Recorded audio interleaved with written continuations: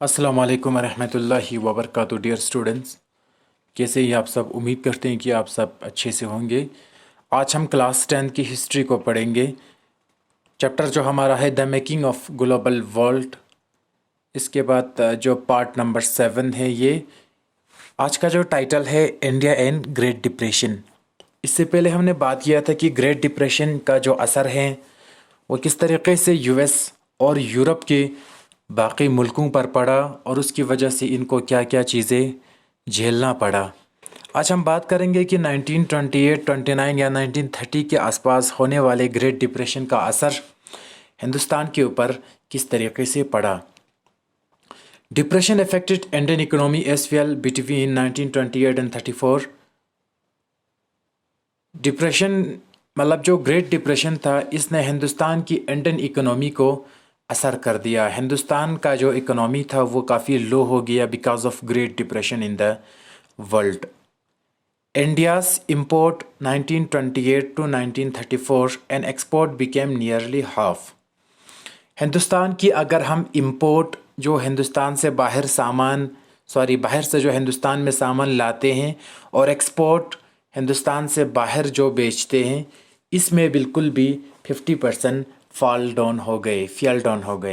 For example, अगर 1928 से पहले हिंदुस्तान के जो मुल्क हैं वो यहाँ से वहाँ और वहाँ से वहाँ इंपोर्ट और एक्सपोर्ट ज़्यादा करता था, तो 1928 और 1934 के बीच में इंडिया का जो बिज़नेस का इंपोर्ट और एक्सपोर्ट है वो बिल्कुल गिर गया और 50% कम हो गया। Wheat price fell by 50%। Wheat की कीमत 50% गिर गए। Falling price of farm production, still government demanded same revenue from the farmers. और एक मसला ये था कि फार्मर्स के पास इतना ज़्यादा पैसा और फसल नहीं हो रहा था, लेकिन फिर भी सरकार ने फार्मर से क्या डिमांड किया? रेवेन्यू और टैक्सेस डिमांड किया, जिसकी वजह से फार्मर्स के पास उतना ज़्यादा सोर्स नहीं था। लेकिन जो ब्रिटिश सरकार है वो इनसे डिमांड करता था, तो इसीलिए इंडियन फार्मर्स के लिए मुश्किल होता था कि वो रेवेन्यू किस तरीके से पे करें। Farmers worst sufferers in this situation. Farmer forced to utilize their savings, sell land and jewelry. Thus, India became net exporter of precious metal this period. अब देखो, ग्रेट डिप्रेशन जब इंडिया में आया तो इसकी वजह से हिंदुस्तान का इकोनॉमी गिर गया। 50% हिंदुस्तान का इंपोर्ट एक्सपोर्ट गिर गया। एग्रीकल्चरल प्राइसेस जो है वो बिल्कुल गिर गया। फार्मर्स को कुछ पैसा आया ही नहीं। ठीक है, मतलब फार्मर्स जितना मेहनत करते थे उतना इनको पैसा नहीं आ रहा था बिजनेस करके।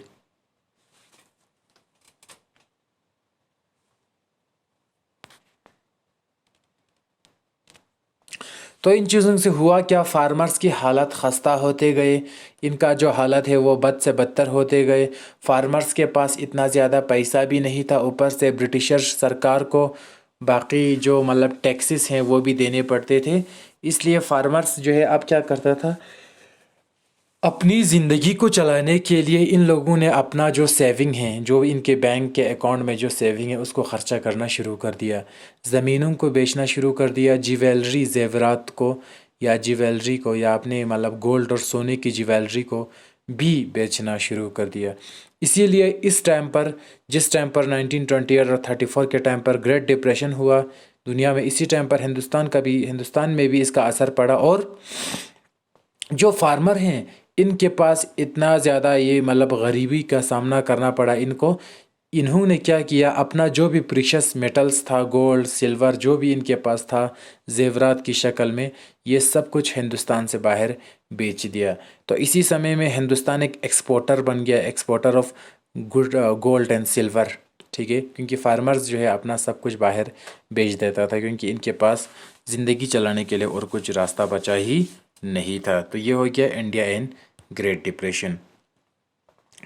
इसके अलावा यहाँ पर कहता है कि depression proved less grim for urban developers, prices fell urban developers and salaried people found the life much easier. ये जो ग्रेट डिप्रेशन हुआ दुनिया में और इंडिया में, इसका जो असर था वो फार्मर और बाकी लेबर क्लासेस पर ज़्यादा पड़ा। इस ग्रेट डिप्रेशन के टाइम पर भी अर्बन डिवेलर को, मतलब जो शहर में रहने वाले हैं, अर्बन डिवेलर मीन्स जो शहरों में रहने वाले हैं हिंदुस्तान के, उन पर ग्रेट डिप्रेशन का कोई भी असर नहीं पड़ा। चाहे प्राइस सस्ता हो या महंगा हो, अर्बन डिवेलर को सरकारी जॉब था, इनको सैलरी मिलता था और इनका लाइफ जो है और भी ज़्यादा आसान होते गया जब ग्रेट डिप्रेशन आया तो। ठीक है, तो हिंदुस्तान के सिर्फ फार्मर और लेबर्स को या पीजेंट्स को ये मतलब बर्दाश्त करना पड़ा ग्रेट डिप्रेशन का मनफी असर। लेकिन अगर हम अर्बन डेवलपर्स की बात करेंगे, शहरों में रहने वाले की बात करेंगे, तो इनकी ज़िंदगी जो है बहुत ज़्यादा आसान चल रहा था। Nationalist leader pressurised government, the industrial protection grieve led to investment in industries. जो नेशनलिस्ट लीडर्स था, जो कौम के आज़ादी के लिए लड़ने वाले लीडर्स था, इन लोगों ने अंग्रेज़ों को प्रेशराइज किया, सरकार को। ठीक है, इसकी वजह से धीरे धीरे अंग्रेज़ों का जो कारखाना था हिंदुस्तान में, उसमें फिर से एक बार पैदावार करना धीरे धीरे से शुरू कर दिया। तो आप यहाँ पे समझ सकते हैं कि ग्रेट डिप्रेशन का जो असर था वो सिर्फ गाँव और बाकी जो पुअर क्लासेस हैं उनके ऊपर पड़ा, लेकिन अर्बन डेवलपर्स के ऊपर इनका कोई असर ग्रेट डिप्रेशन का नहीं पड़ा। नेक्स्ट आपका टाइटल है rebuilding a world economy the post war era. अब वर्ल्ड की इकोनॉमी को फिर से एक बार बनाने का टाइम था। ग्रेट डिप्रेशन आया, फर्स्ट वर्ल्ड वार हुआ, बाकी जंगें हुआ। ठीक है, इसकी वजह से दुनिया काफ़ी तबाह हो चुके थे। अब फिर से एक बार वर्ल्ड की इकोनॉमी को किस तरीके से रिकवर किया जाए, किस तरीके से बनाया जाए। Post war Ira means, post means बाद में, जंग के बाद वाला, ईरा मीन्स पीरियड यानी कि टाइम। जंग के बाद में क्या हुआ मीन्स फर्स्ट वर्ल्ड वार के बाद क्या हुआ। Post war settlements, Second World War was different from earlier wars, more civilian casualties than army, cities were devastated beyond recognition। अगर हम फर्स्ट वर्ल्ड वार की बात करेंगे तो वो 1914 और 18 के बीच में होता है। वहाँ पर जो लोग मरते हैं वो उतना ज़्यादा नहीं मरते हैं जितना कि सेकंड वर्ल्ड वार में मरते हैं। सेकंड वर्ल्ड वार 1939 से शुरू हो जाते हैं, 1945 में ख़त्म हो जाते हैं। लेकिन सेकंड वर्ल्ड वार में यहाँ पे कहते हैं कि बहुत ज़्यादा लोग मरते हैं, सिविलियन लोग ज़्यादा मरते हैं यूरोप के। ठीक है, तो सिविलियन ज़्यादा ज़ख्मी होते हैं, कैजुअलिटीज़ होते हैं, आर्मी उतना ज़्यादा नहीं मारते हैं। सिटीज़ को, बाज़ारों को, शहरों को, गाँव को बर्बाद किया जाता है। ठीक है, तो this is about second world war. अब सेकंड वर्ल्ड वार के बाद किस तरीके से यूरोप ने और दुनिया ने रिकवरी हासिल किया। Recovery after the second world war was influenced by two important points. जब दूसरी जंग अजीम ख़त्म हुआ तो दुनिया में दो चीज़ें जो है काफ़ी ज़्यादा पॉपुलर हो गए। एक, US emerged as dominant country, economic, political, military power in west. जब 1939 से 1945 तक सेकंड वर्ल्ड वार चला, उसके बाद सेकंड वर्ल्ड वार के बाद दो चीज़ें हमें देखने को मिलता है 1945 के बाद। एक चीज़ तो ये कि US means United states of America दुनिया में एक डोमिनेंट कंट्री उभर कर आता है। ये एक अच्छा खासा पावरफुल कंट्री बन जाता है दूसरी जंग अजीम के बाद।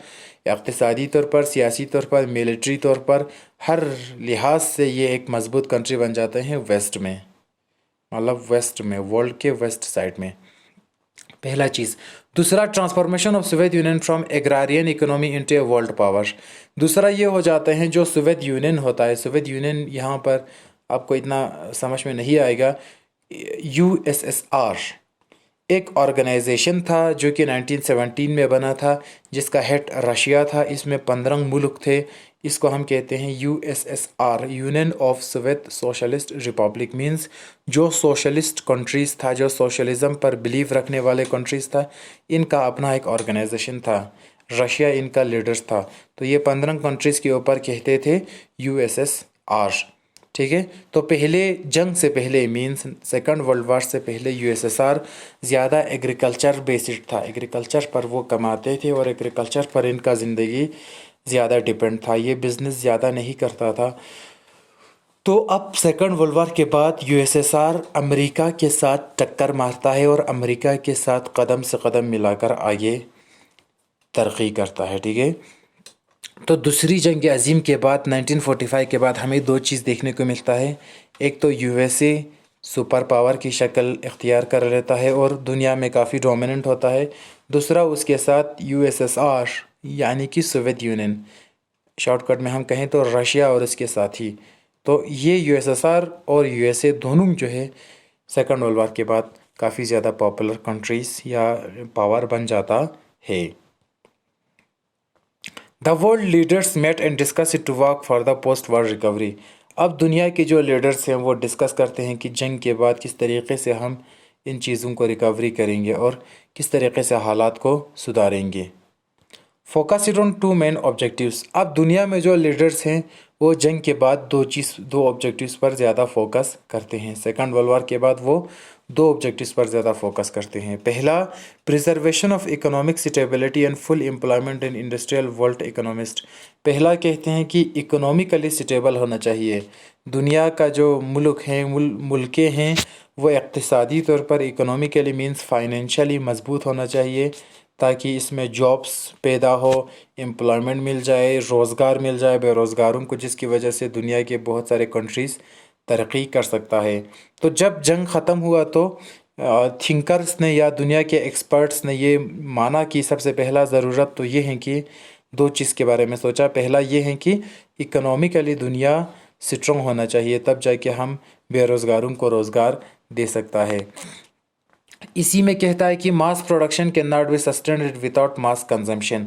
हम मास प्रोडक्शन नहीं कर सकता है, हम कारखाने बनाकर वहाँ पर सामान नहीं निकाल सकता है जब तक न लोग उसको मतलब ख़रीद न लें। अगर फॉर एग्ज़ाम्पल मान लो मेरे पास एक कारख़ाना है, उस कारख़ाने से मैं कपड़े बनाता हूँ, तो जब तक मेरा जो कपड़े हैं मेरे कारख़ाने का वो ख़रीदने वाला नहीं है तब तक मुझे ये बना के कोई फ़ायदा नहीं है। तो कहते हैं कि मास प्रोडक्शन जब तक चलेगा तब तक चलेगा जब तक मास कंजम्पशन है, जो ख़रीदने वाला है, कंज्यूमर हैं। जब तक प्रोडक्शन सही है लेकिन उसके लिए कंज्यूमर का होना भी ज़रूरी है, नहीं तो जो भी प्रोडक्शन है वो सब बेकार होकर दरिया में फेंकना पड़ेगा। तो मास consumption, stable income, stable employment, ठीक है। तो कहते हैं कि दुनिया के इकोनॉमिस्ट दूसरी जंग आज़म के बाद दो चीज़, पहला पॉइंट में यही कहता है कि इकोनॉमिकली दुनिया स्टेबल होना चाहिए, मास कंजम्पशन होना चाहिए और इनका एम्प्लॉयमेंट भी इनके लिए स्टेबल होना चाहिए, इनका इनकम भी स्टेबल होना चाहिए, तब जाके दुनिया जो है इस गरीबी से बाहर निकाल सकता है।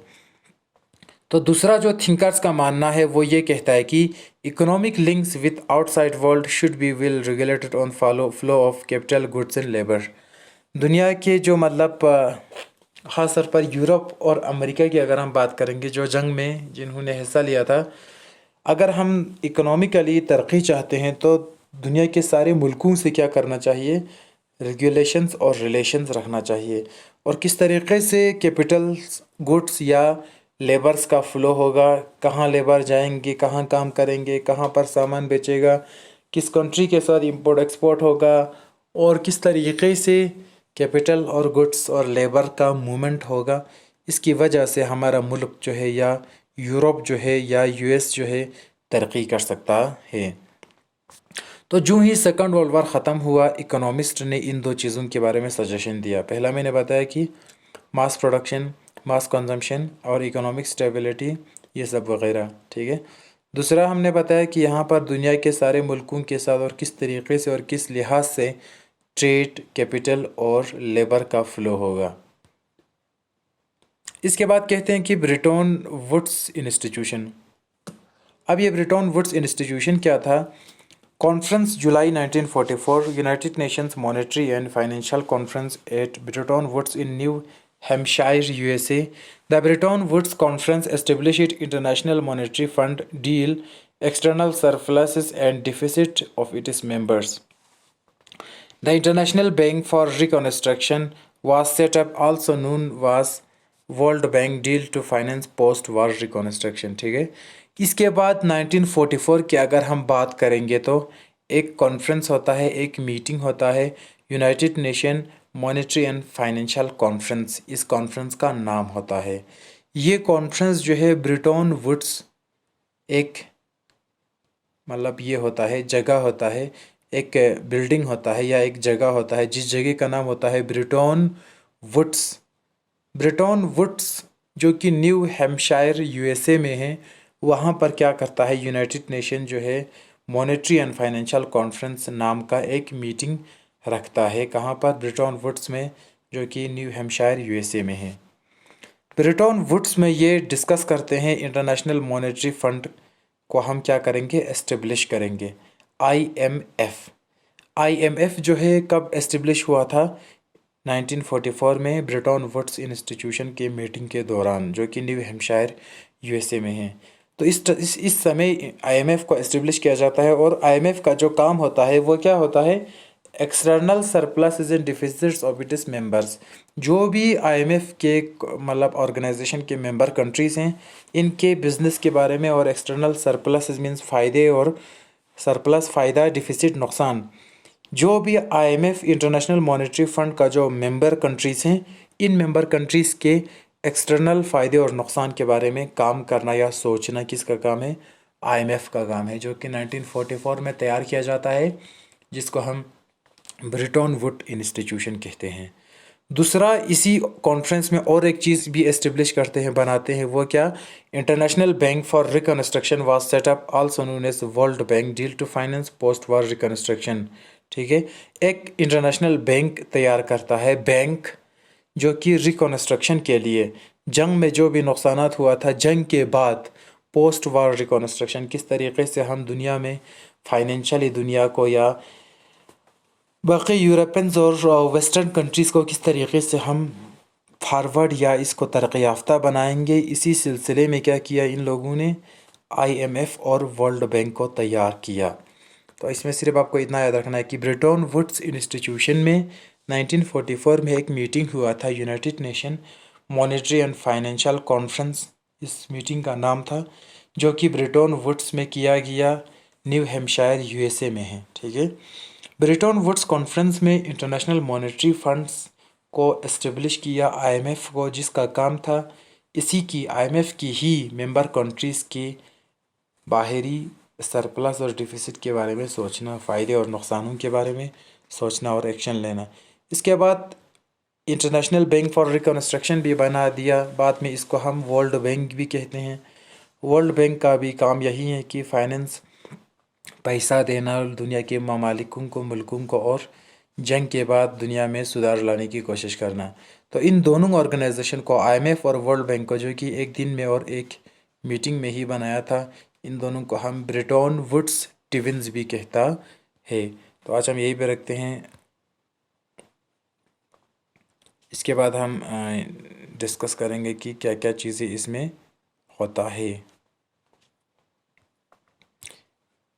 ओके, तो आज हमने ब्रेटन वुड्स इंस्टीट्यूशन डिस्कस किया, और बाकी सेकंड वर्ल्ड वॉर के बाद किस तरीके से दुनिया और किस लिहाज से दुनिया चल रहा था, इसके बारे में भी डिस्कस किया। Thank you so much for watching the video.